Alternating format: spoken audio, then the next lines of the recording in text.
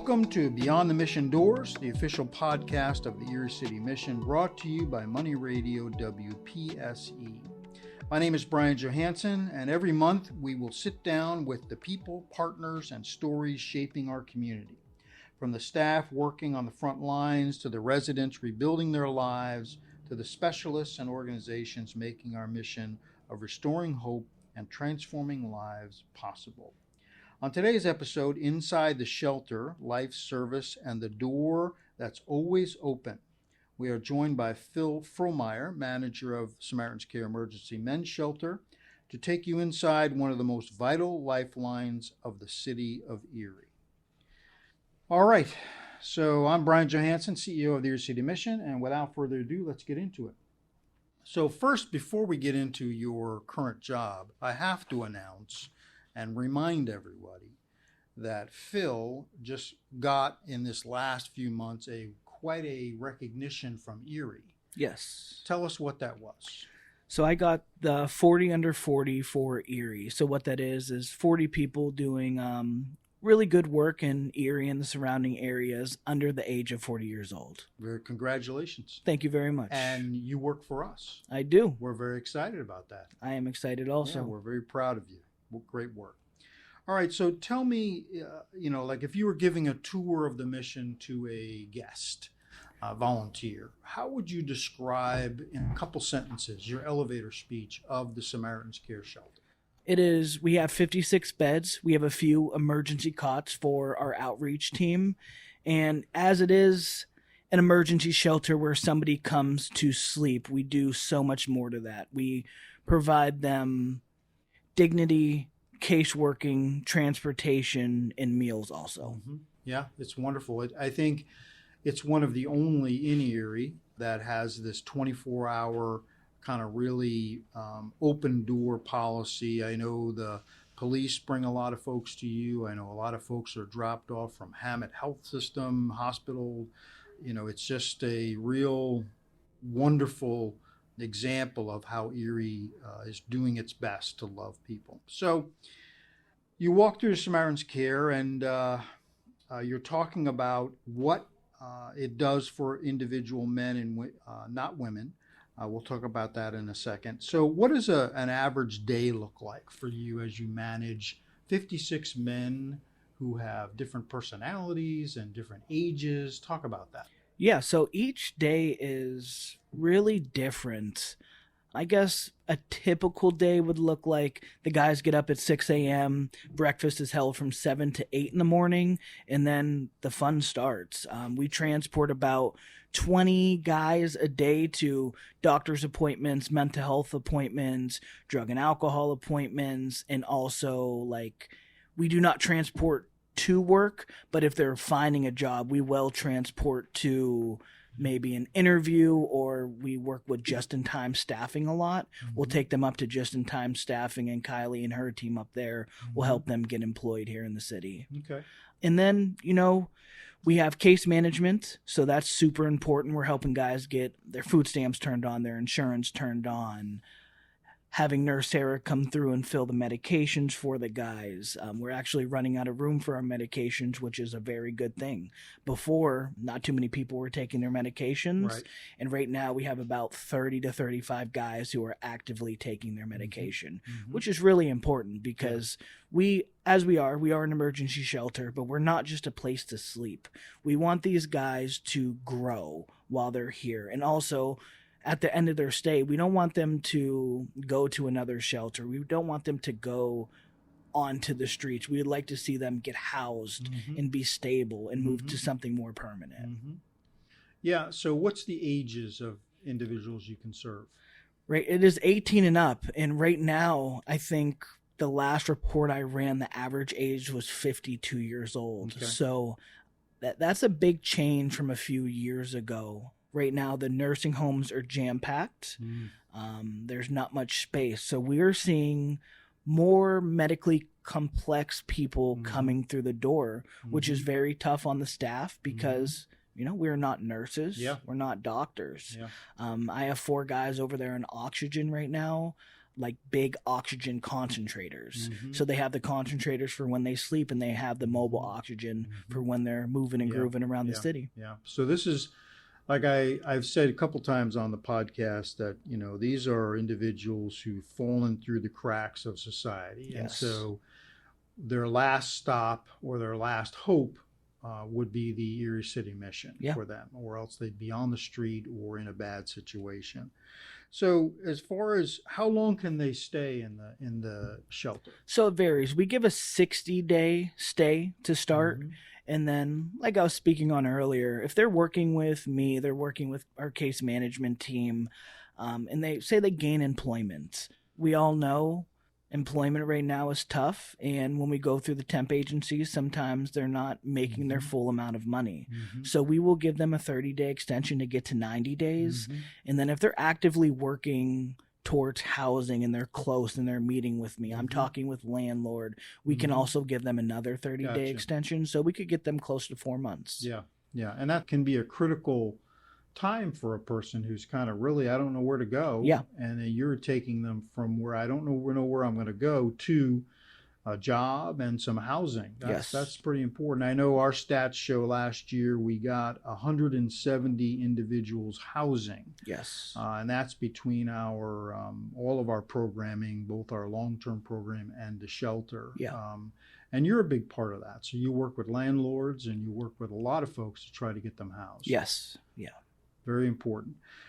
So talk to me, if you can kind of go back in your brain about how did you end up at the Erie City Mission? I'm just fascinated with your experience and where you come from and what you've done in Erie. You're an Erie guy, and what you've done in Erie, and then you ended up at the Erie City Mission. Like, what was that path like? So I started my career in this field at Perseus House, with a big thanks to Tom Antolik and the team over there. And I was just hired as a second shift staff. And they gave me the tools I needed to grow. I started teaching group therapy and different things at Perseus House. And then I moved on to LECOM, and I worked with the children there also on their behavioral health floor as a group tech. And then I moved to Expert County Care Management, formerly known as Erie County Care Management. And I was hired as the first ever community health worker for their team. And then we started the outreach team where we pushed into encampments. And, God called me here to come to the Erie City Mission. Yeah, we're lucky to have you, buddy. You bring a wealth of experience. I know that you have brought a new level of dignity to that shelter. And people think of the word shelter as I don't know what they think, but what have you brought to the shelter that it doesn't feel like a shelter? I want to make it feel like a safe place, somewhere where they can be comfortable. And I think it's very important that one thing I want to touch on is the cleanliness. We have our long-term program here, and those guys do an amazing job. When you walk in to Samaritan's Care, it doesn't give off the vibe that I think people think that it may. When you hear the word shelter, there's a lot of animosity towards that word. Oh, it's dirty. There's drugs laying around. I've heard many, many things when speaking with people. And, I would just like to tell them to, get a hold of Sherry Gold, volunteer, and come on down. It is nothing like that. It is clean. It is wonderful. It is welcoming. It is safe. Yeah, I agree with all those things. I think it doesn't reflect the common knowledge of when you think of a shelter. It doesn't reflect that, and I take some pride in that. So you decided at Christmas time a while ago. So this is last Christmas. This is what sticks out to me is we had this big celebration for our long-term program. So just for knowledge here, we have a long-term program, 9 months to a year. And this is kind of a partner with what Phil does in the shelter. So these are two different programs running in the same building. But you noticed that the guys didn't really have a Christmas experience like we had for our long-term program guys. What did you do? So we threw a big Christmas party for everybody. Everybody had wonderful food thanks to all the local pizza shops and businesses in the area. I know Bromans was in there. Bromans, Pass a Link was. I don't want to miss anybody. There were so many people who donated. Yeah. We went over to the Warner Theater for Mass at Christmas at the Warner. Yep. It was a beautiful time, and we just sat together. They got presents that night, and they also got a present on Christmas morning when they woke up. And we just spent time together. And it was just a beautiful sight to see. Everybody was so appreciative of everything. Yeah. And, that's not why anybody does this. But it was just very nice to see everybody get along. Even if, people have issues together. Yeah. Just to see them bond and laugh and joke. We watch Christmas movies. And one story that sticks out to me the most is, we watched Frosty, and there was a few guys in there who have never seen Frosty, and I think we just take things for granted sometimes. The things we can, with our families at home, we watch Frosty and we watch all the Christmas movies together, Home Alone and things like that. And, a guy also told me he hasn't had a fresh slice of pizza in 2 years. So things we do during the Christmas time that's regular to us is, some people don't get a chance to experience those things. But because of what you're doing, they do. Yes. That's wonderful. That's wonderful. Yeah, I had a guy tell me one time that he hadn't celebrated Christmas. He couldn't remember the last time he celebrated Christmas. So you think about that. I love Christmas. Me too. It's a family thing, and the kids and the grandkids and everything. The person would say, I don't remember the last time I celebrated Christmas. How depressing is that? It's awful. Right? That's awful. It is. Yeah. So you get the chance to provide a little bit of that dignity to them in that experience. Can you think of an example of a particular man that you have worked with who went from kind of coming in the shelter in a bad state, and today he's moving on to success in some area, thanks in part to your work in the Erie City Mission? Yeah, my man, William Lindsay. We actually just got him housed last week. He was kind of a rare case here at the mission. I believe when he moved out last week, he was at bed night 257. So that is 2 times the amount we typically allow. But William came here from the hospital. He was evicted from his apartment for non-payment. And the reason there was non-payment was because he was getting hacked on Facebook. The older generation right now, there's really good scams going on, especially with AI. I mean, a grown man can make his voice sound like a female. He fell into that trap. They got on to his bank account, and for months, you could look at the transactions. He would get his retirement check at 12:03 a.m. and by 12:05 it was out of his account. There's really nothing anybody could do, was because he actually took them to the bank and allowed him to be on his account. So when he came here, he had nothing. He was evicted. He wasn't getting any of his money. How old is he? William is 70 or 71 years old. So again, with like the computers and things, it's very easy for that age group to get victimized.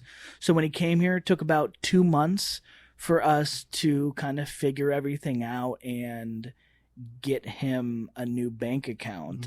And once he finally got his bank account, he started looking for an apartment. We thought it was going to be quick and easy, and he was scammed again. Oh my goodness. And somebody else got onto his account. So we switched banks again. This is probably 4 months in. He did not let me know he was getting scammed. He was a little embarrassed because it just happened again. So it was coming up to 120 days, and I'm like, hey, William, like, what are we doing? He worked all his life. He had a really good retirement check. So I'm like, hey, it's been 2 months. You got 2 checks saved, hey, I can get you an apartment right now. And then, he broke down to me. And again, William was also one of our medically complex cases. Oxygen concentrator, oxygen, a walker. He would go to the hospital a lot. He was dealing with a lot of things. So we worked very hard and diligently. We got him a new bank account. We partnered with a couple local agencies who wraparound health care for William. Nurse Sarah and her team were wonderful. They were always here packing Nurse Sarah from Hammett. Yes, Hammett Health Foundation. They're packing his medications, making sure he's up to date, taking his medications and things like that. And William got a housing assessment done. He scored rapid rehousing, and last week he was moving into his own apartment, first floor, no stairs. It was a perfect fit for him. What a great story. Yes. I got tired just listening to that story, how complex it was, right? So it wasn't just, hey, come in and let's get him an apartment. It was complex. And then you compound that by 56 guys. Yep. God bless you. Are you Saint Philip? I mean, it's amazing how to put up with you always have a smile on your face and you're always positive, but you're dealing with some complex issues, and it goes against kind of the public's view of the homeless sometimes is, just get a job or they deserve what they get because they made bad choices. And, that may be the case sometimes, but it's not always the case. Yeah. And I think Phil demonstrates that everyone deserves dignity and everyone deserves love and compassion. We are the hands and feet of Jesus, and so we really do try to be kind of on the ground with them and loving them where they're at. Yes. Not judging them. No, meeting them where they're at is very important. Yeah. And then a lot of the guys you mentioned, just quickly, I didn't want to gloss over that guys that are in the shelter, quite a few of them are working. Yes. So I know you have one side of the shelter that's kind of for guys that work the night shift. Yep. So they're sleeping during the day. And so, a lot of our folks are not just hanging out. In fact, because of Phil, they're all being challenged in one way or another to move forward, whatever that looks like for them. Yeah. But a lot of them are working. They went through a bad divorce. They got evicted. They got scammed. I mean, there's some issues out there that, but for the grace of God, there go I. Yes. Right. So I think it's really wonderful that you're there for them. Well, as we wrap this up, the thinking of the mission only works with men in the shelter. Yes. What would it mean for the mission to have a place like Samaritan's Care for women?